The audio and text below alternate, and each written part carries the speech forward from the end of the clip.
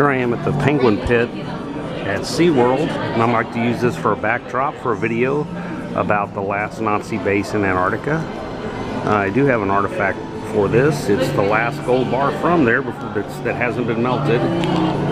Get a good shot of it here. And this gold bar weighs 2.2 pounds. It's a kilogram, and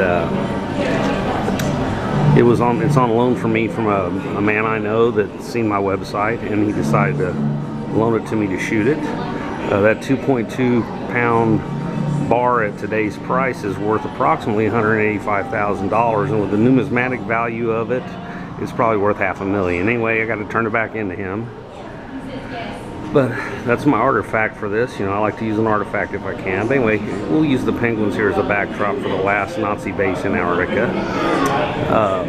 Admiral Byrd was put in charge of an operation called Operation High Jump. He took a fleet of ships down there with planes, and you can look it up on YouTube. He talks about it. He goes, I'm going on a military expedition. He doesn't say anything else about it.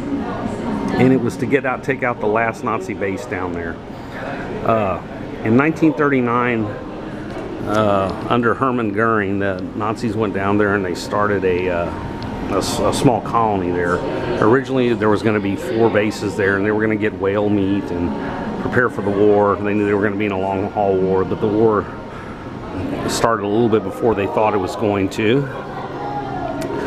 And so they only got 2 bases down there. Well, towards, you know, when the final episode there happened, excuse me, they had already abandoned one of the posts and consolidated all the supplies to one. So Admiral Byrd took,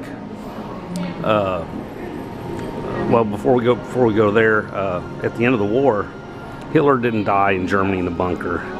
Hitler died in Argentina in 1958, I believe. If you look at the new releases from the FBI, they admit that he didn't die in the bunker. And Dönitz, who was the last Fuhrer of the Reich, he told people that Hitler made it through, and he was in an impenetrable fortress of ice at the bottom of the world. Well, that was also a red herring. Hitler went to Argentina. So anyway, they went down there, and it made the news that Hitler was in Antarctica. And if you look up some Argentinian papers, there was a couple of U-boats that made landing there after the war in Europe was over. But anyway, they went down there to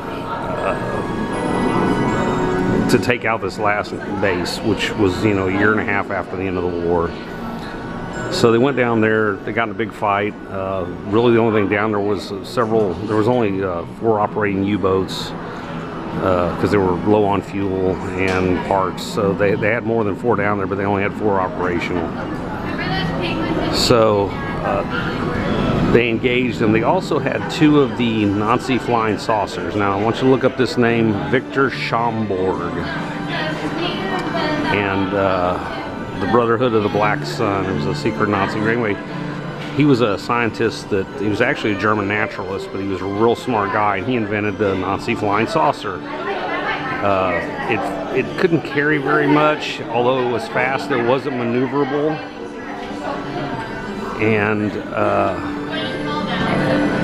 so it did take down a couple of ships. And then Admiral Byrd said years later that the next war will be fought by planes that fly super fast from pole to pole, because he had seen that technology. Now the jet technology easily outstripped it because they can carry almost a factor more weight. So that's why that technology was not really pursued. But anyway, the German Bell saucers were down there. There was 2 of them, and they did sink a ship and took out a bunch of planes. But they were routed, and they went in there hoping to find, like I said, Nazi super weapons, and all they found was 714 of these gold bars, at least 714, because this guy I know, his dad was in that task force, and he hid 4 of them, and engine parts.